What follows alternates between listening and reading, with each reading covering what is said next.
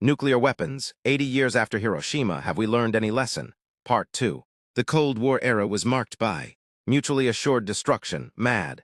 The idea that if either superpower launched a nuclear attack, the other could retaliate with equal or greater force, making nuclear war suicidal for both.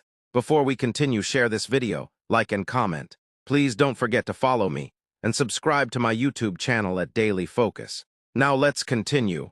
Cuban Missile Crisis, 1962.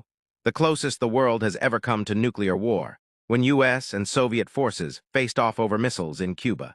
Massive stockpiling. By the mid-1980s, the global nuclear arsenal peaked at over 70,000 warheads. Efforts to control the bomb. Despite the arms race, efforts were made to control nuclear proliferation and reduce risks. Partial Test Ban Treaty, 1963. Banned nuclear tests in the atmosphere, outer space, and underwater.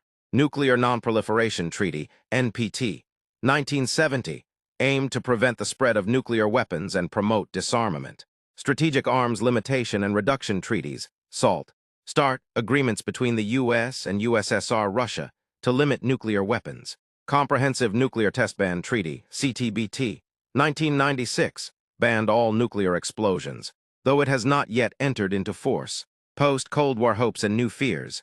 The collapse of the Soviet Union in 1991 sparked optimism for nuclear disarmament. Stockpiles were reduced significantly, but thousands of warheads remained. Meanwhile, new challenges emerged. India and Pakistan openly tested nuclear weapons in 1998. North Korea withdrew from the NPT in 2003 and has since developed nuclear weapons.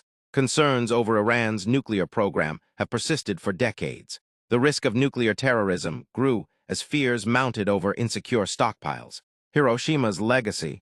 For survivors of Hiroshima and Nagasaki, known as Hibakusha, the bombings were not just historical events but lifelong realities of suffering, illness, and stigma.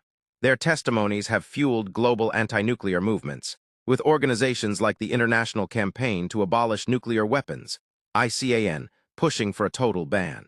The Treaty on the Prohibition of Nuclear Weapons, TPNW, entered into force in 2021, outlawing nuclear weapons under international law.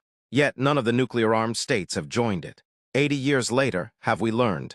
In 2025, the world still holds around 12,000 nuclear warheads. Tensions between nuclear powers, U.S. and China over Taiwan, NATO and Russia over Ukraine, India and Pakistan over Kashmir, remain high. Technological advances in hypersonic missiles, cyber warfare, and artificial intelligence introduce new uncertainties into nuclear strategy.